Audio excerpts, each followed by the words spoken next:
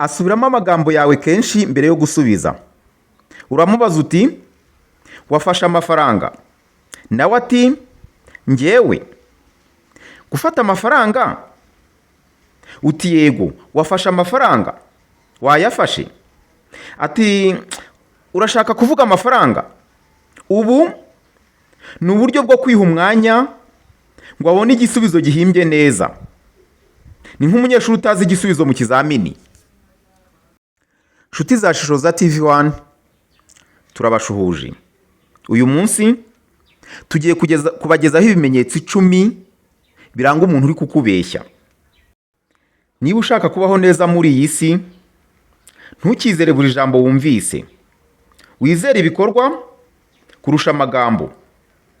Abantu benshi bavuga neza, ariko ibikorwa nibyo bivuga ukuri. Wibuke ko umubeshyi ashobora kukubeshya rimwe, kabiri birashoboka, ariko iyo wiga kureba ibimenyetso, biragoye ko akomeza kugushuka ubuzima bwe bwose. Ibyo tugiye kumva muri iyi video si ibitekerezo byanjye bwite gusa, bishingiye ku bushakashatsi bwakozwe n'abahanga mu mitekerereze y'abantu, harimo Paul Ekman, umwe mu bahanga bazwi cyane mu bushakashatsi ku kubeshya no ku isura y'amarangamutima.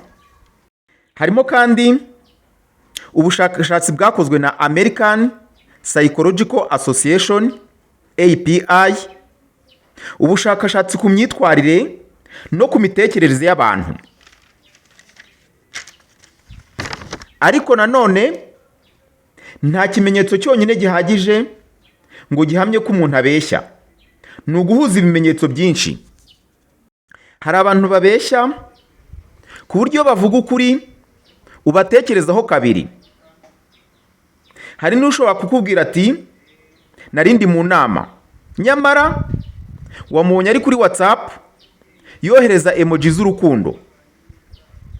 Hari n'ushobora kukubwira ati nta mafaranga mfite, hashira iminota 5 gusa ukabona agura brushete z'umudugudu wose. Ikibazo si uko abantu babeshya, ikibazo ni uko bamwe babikora nk'akazi k'igihe cyose. Uyu munsi tugiye kureba ibimenyetso 10 bishobora kugufasha kumenya umuntu ukubeshya. Ntibivuze ko umuntu wese ubigaragaza aba abeshya, ariko iyo byinshi muri byo bihuriye ku muntu umwe, uba ugomba kugira amakenga, ugafungura amaso n'umutima. Reka turebere hamwe icya mbere. Asubiza ikibazo atabajijwe. Iyo umuntu avuga ukuri, akenshi asubiza icyo abajijwe, asubiza ikibazo abajijwe. Ariko iyo abeshya, ashaka kuzenguruka ikibazo nk'imodoka yabuze aho ihagarara. Urugero, uramubaza uti wari he ejo nimugoroba? Aho kugusubiza ati nari kwa Manzi, agahita atangira ati ubu njye nkiri muto nakundaga kubaha abantu bakuru cyane. Wowe uti ariko se ibyo bihuriye naho wari uri? Umuntu uri kuvuga ukuri ntakeneye kuvuga amateka y'ubuzima bwe mbere yo gusubiza ikibazo kimwe abajijwe. Katurebere hamwe icya kabiri. Arakabya cyane. Ababeshyi benshi bakunda gushyiramo detaye nyinshi zidakenewe. Ati nageze aho saa 1:17 n'amasegonda 23, nicara ku ntebe y'ibara ry'icyatsi ifite amaguru 4. Wowe uti mwana wa mama, nabajije aho wari uri, si ugukora raporo nk'iya Loni. Ukuri gukeneye ibisobanuro bike. Ikinyoma cyo gikeneye kubaka nk'inzu, kugira amagambo menshi nk'ay'abagombozi, kugisegurira. Turebere hamwe icya gatatu. Uyu ni wa mukinnyi wa Champions League mu kubeshya.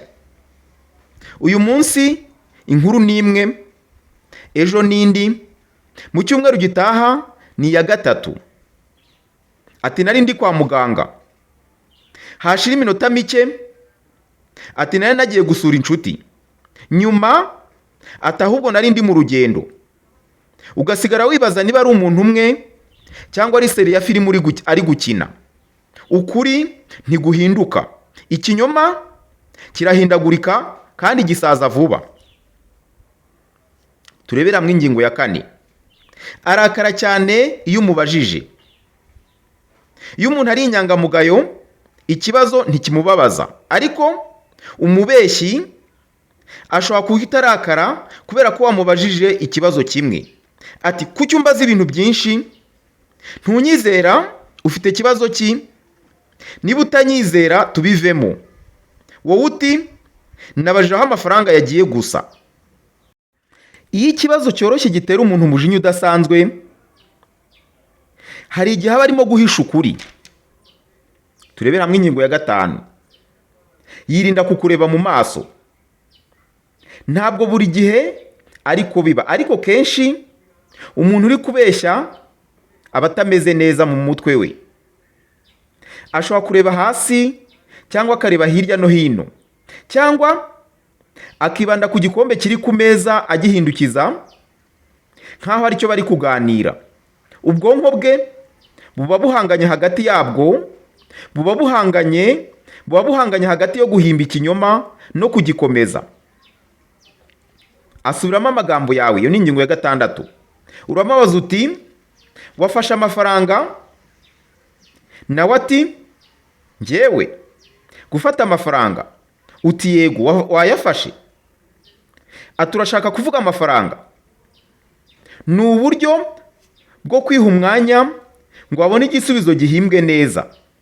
Ni nk'umunyeshuri utazi igisubizo mu kizamini. Turebere hamwe ingingo ya 9. Ingingo ya 7.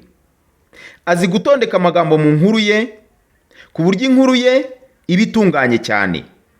Reka mbabwize ukuri, ubuzima nyabwo burimo amakosa, burimo kwibagirwa, burimo ibinoze n'ibitanoze. Ariko ababeshyi benshi bakunda gukora inkuru itunganye cyane. Nta kosa irimo, nta cyuho kirimo, nta kibazo kirimo. Ni nk'aho iyo nkuru bayandikiye kuri Al Jazeera. Iyo nkuru isa nk'iyanditswe muri filime kurusha uko isa nk'iyabayeho. Ugomba kwitonda.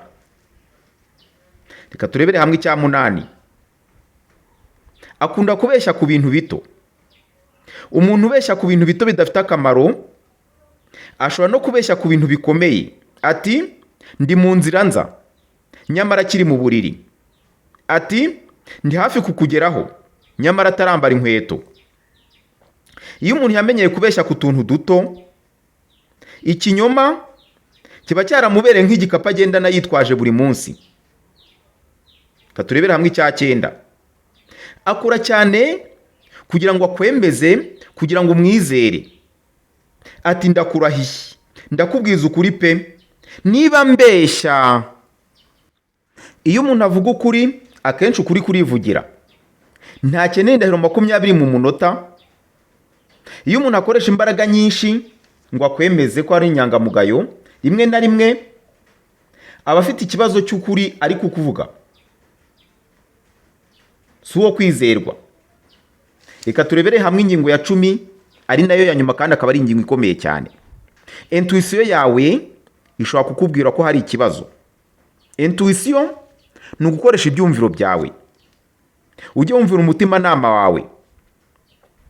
Nyuma y'ibi twavuze, hari igihe uba udafite ibimenyetso, ariko ukumva hari ikitagenda muri wowe.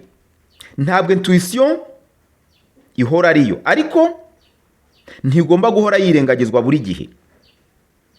Iyo ibintu byinshi bitumvikana ku muntu umwe, ushobora kuba ufite impamvu yo gushidikanya kuri we. Tugana ku mwanzuro, niba ushaka kubaho neza muri iyi si, ntukizere buri jambo wumvise. Wizere ibikorwa kurusha amagambo. Abantu benshi bavuga neza, ariko ibikorwa nibyo bivuga ukuri. Wibuke ko umubeshyi ashobora kukubeshya rimwe, kabiri birashoboka, ariko iyo wiga kureba ibimenyetso, biragoye ko azahora kubeshya by'iteka. Biragoye ko azahora kubeshya ubuzima bwawe bwose.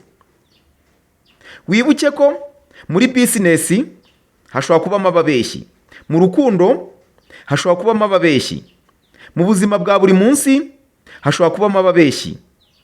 Ni wowe ugomba kumenya ubuzima bwawe. Niba iyi video igukoze ku mutima, kanda like, subscribe kandi uyisangize inshuti zawe zirimo zimwe na zimwe zikubeshya buri munsi. Mwari kumwe na Shishoza TV1, aho twiga uburyo bwo kubaho dufunguye amaso aho gufungura umutima gusa. Mwakoze cyane, naho mu biganiro byacu bitaha.